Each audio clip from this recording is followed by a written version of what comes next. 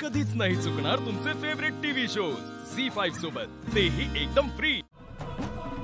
पण एक क्षण का होईना त्यांना कळलंच असेल ना, त्यांना असं वाटलं असेल की मी त्यांना ढकलतेय, मी मारलंय त्यांना।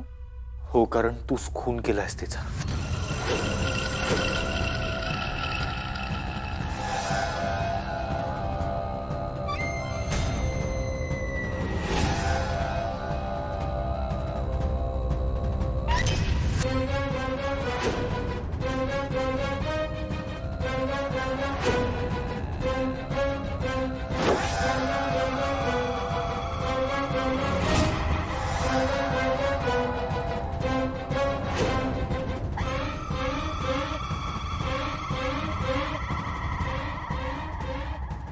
आधी असं का बोलतोयस तू? मी खरंच आई सांगते। आई आई शांत रहा, शांत रहा, शांत रहा। आई, आता तूच खून केलायस असं वाटेल घरातल्यांना, जर त्यांना हे सगळं कळलं तर। म्हणजे म्हणून मी तुला म्हणतोय की तो विरोचक तुला कंट्रोल करतोय हे सांगू नकोस आता कोणाला।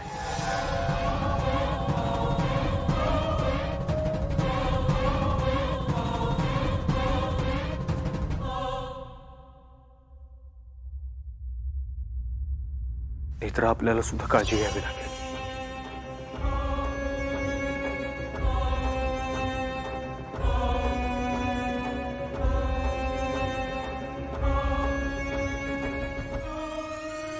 काय काय केलं मी सूर घेण्यासाठी। त्या बिंडोक राजाध्यक्षाला प्रेमाच्या जाळ्यात ओढला, पद्माकरला चुकीची औषधं दिली, कारण तो कितपत राहावा आजाराआधी इच्छा होती माझी। ममताला संपवावं लागलं मला। हे सगळं केलंय मी सूर पूर्ण करण्यासाठी।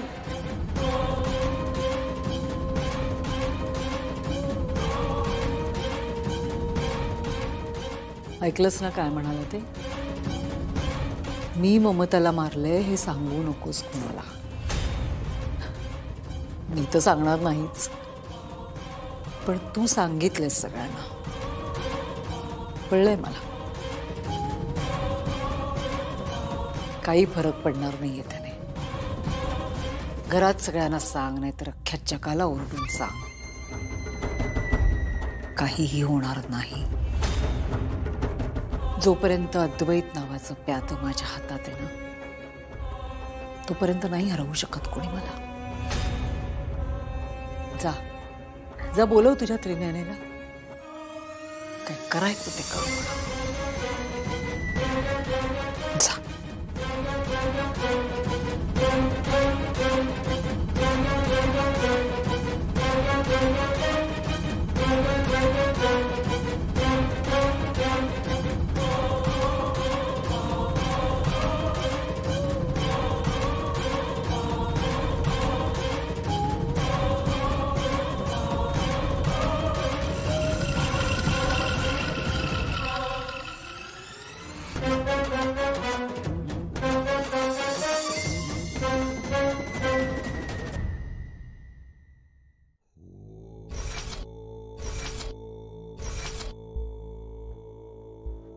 मला वाटत होतं इतकी वर्ष पैशासाठी, प्रॉपर्टीसाठी मी तुझा जीव घेण्याचा प्रयत्न करतेय।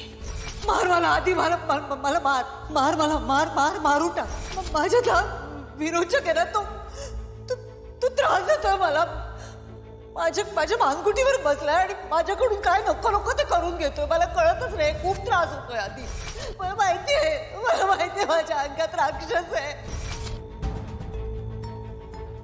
हे बघ आधी, केला मी स्पर्श पेटीला, झालं का मला काही? तुझ्या देवकीला वधूनी विरोचक, यशोदा बनूनी तुझा घास घेई। विरोचक यशोदा बनून तुम्हाला मारण्याचा प्रयत्न करेल।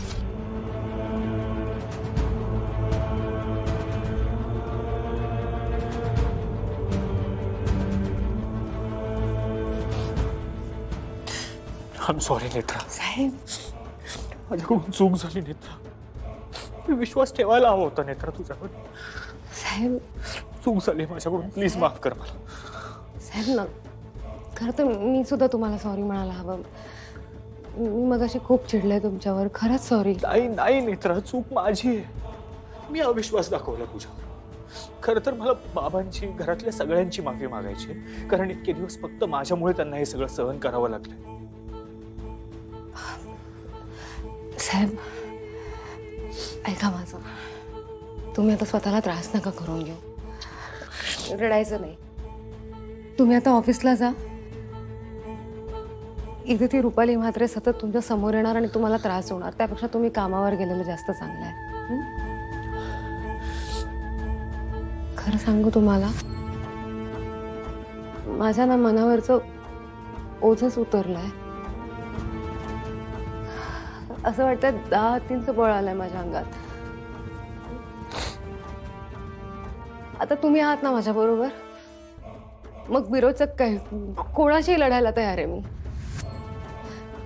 मला ना, मी कधीपासून वाट पाहत होते या दिवसाची. ज्या क्षणी मला हे सगळं कळलं होतं त्या क्षणापासून मी तुम्हाला समजवण्याचा प्रयत्न करत होते. पण तर मी पुन्हा सॉरी म्हणतो नेत्रा. खूप मोठी चूक झाली. मी समजू शकते तुमची काय मनस्थिती असेल त्यावेळेला.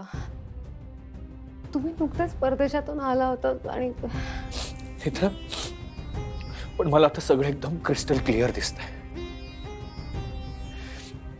अंधाऱ्या जागेत एखादा दिवा लावल्यावर आपल्याला कसं हळूहळू सगळं स्पष्ट होत जातं. सगळं स्पष्ट होत चाललंय नेत्रा. असं वाटतं इतके दिवस एखाद्या अंधाऱ्या खोलीत बंद होतो मी. साहेब, तुम्ही आता रुपाली म्हात्रेला थेट खुनी म्हणालात. नाही म्हणजे बरं झालं तुम्ही रागाच्या भरात जास्त काही नाही बोललात. पण जोपर्यंत पंचपेटिकेतली 4थी पेटी कुठे आहे आपल्याला कळत नाही तोपर्यंत आपल्याला खूप जपून पावलं उचलायला हवीत. नेत्रा, इतके दिवस त्या रुपाली म्हात्रेने माझा वापर केलाय. माझ्या फिलिंग्स बरोबर, माझ्या लाईफ बरोबर खेळली आहे ती. पण आता इथून पुढे मी तिला खेळवणार. साहेब, पण ती विरोचक आहे आणि तिच्यापासून तुमच्या जीवाला धोका आहे हे विसरून नाही चालणार. नेत्रा, कलियुगातल्या विरोचक आणि त्रिनयना देवीच्या या युद्धात आता मी सुद्धा सामील झालो. मी सुद्धा या युद्धातला एक सैनिक आहे. इतक्या युगांनंतर विरोचक आता पुन्हा समोर आलाय नेत्रा. आणि आपल्याला देवी आईला जिंकवायचंय. आपल्याला हे युद्ध जिंकायचंय जसं आपण त्रेतायुगात जिंकलो होतो.